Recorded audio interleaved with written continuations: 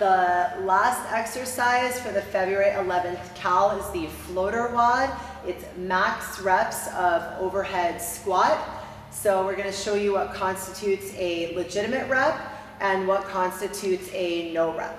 So for the overhead squat, you can get the bar overhead from the floor however you need to, whether you snatch it up. You can also power clean it, bring it behind the neck, and then push jerk it up from behind the neck. Either way is acceptable. The athlete will set up in their good squat stance, send their hips back and down, making sure the crease of the hip comes fully below the knee. Elbows are locked out both in the bottom and at the top. Notice the bar is overhead, which again we'll define as being behind the arch of the foot, both at the top and at the bottom of the overhead squat. Things that would constitute a no rep would be if the athlete's hip crease does not fall below the knee like this. Just keep squatting.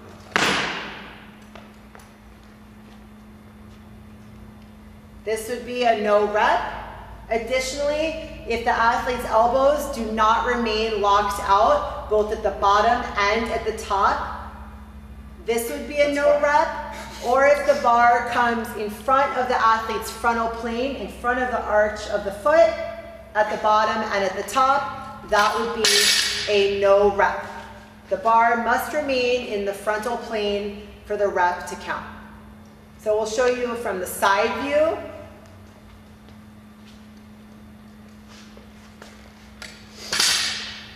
Again, the athlete may snatch the rep or clean and jerk it from behind the neck. Set up in the good squat position. At the beginning, hip and knee are open. Hip crease falls below the knee. Elbows are locked out at the bottom. The athlete will stand fully, opening the hip and knee, ensuring the elbows are locked out. The bar is behind the frontal plane. Things that would constitute a no rep would be hip crease above the knee at the bottom of the squat. If the elbows get soft, either at the bottom or the top of the squat. If the bar comes in front of the frontal plane at the top of the squat, or if the athlete does not open the hip and knee fully at the top of the squat. All of those would constitute a no rep for the overhead squat. Because it is max reps of overhead squat, once the athlete brings the bar down to their shoulders or drops the bar, that is the end of their max rep overhead squat WOD. The bar must remain overhead for the WOD to count.